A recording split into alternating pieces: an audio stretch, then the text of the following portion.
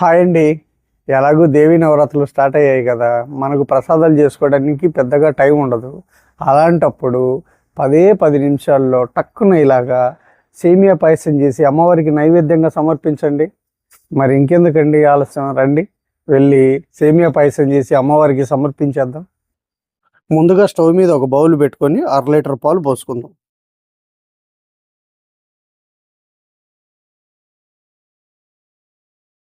ఇప్పుడు ఈ పాలని ఒక పొంగు వచ్చేంత వరకు మరిగించుకుందాం. చూశారు కదండి, పాలు ఒక పొంగు వచ్చాయి.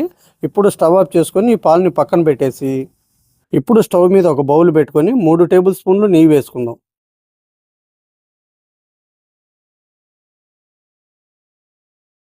నెయ్యి కొద్దిగా వేడైన తర్వాత ఎండు కొబ్బరి ముక్కలు, ఒక 20 గ్రాముల జీడిపప్పు.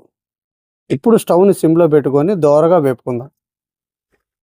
ఇలా దోరగా వేపుకున్నాం కదండి, ఇప్పుడు ఇందులో ఒక 20 గ్రాముల కిస్మిస్. ఇప్పుడు వీటిని కూడా వేపుకుందాం.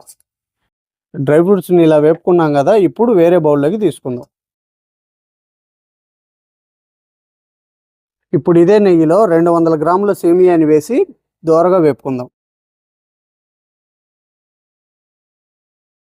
చూశారు కదండి, సేమియా కూడా ఎర్రగా వేగిపోయింది. ఇప్పుడు ఇందులో మనం ఏ కప్పుతో అయితే సేమియా తీసుకున్నామో అదే కప్పుతో 3 కప్పులు నీళ్లు పోసుకుందాం. వేడి నీళ్ళండి.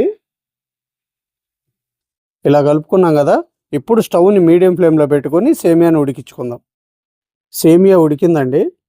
మనకు సేమియా ఉడికితే ఇలాగ చేత్తో నొక్కితే అలా కట్ అయిపోతుంది. అప్పుడు సేమియా ఉడికినట్టు. ఇప్పుడు ఇందులో మనం ముందుగానే కాచి పెట్టుకున్న ఈ 1/2 లీటర్ పాలను పోసుకుందాం.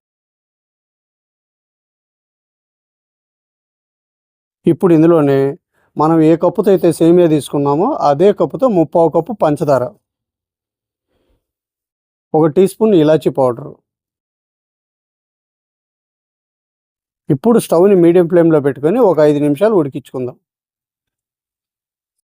చూశారు కదండి, సేమియా పాయసం అయితే తయారైపోయింది.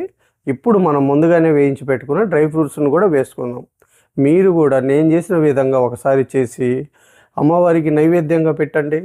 అది ఎలా వచ్చిందో నా కామెంట్ సెక్షన్లో చెప్పండి. ఈ వీడియో కనుక మీకు నచ్చినట్లయితే ఒక లైక్ చేయండి, షేర్ చేయండి, మన ఛానల్ని సబ్స్క్రైబ్ చేసుకోండి. మళ్ళీ రేపు ఒక మంచి రెసిపీతో మీ ముందుకు వస్తాను. Thank you.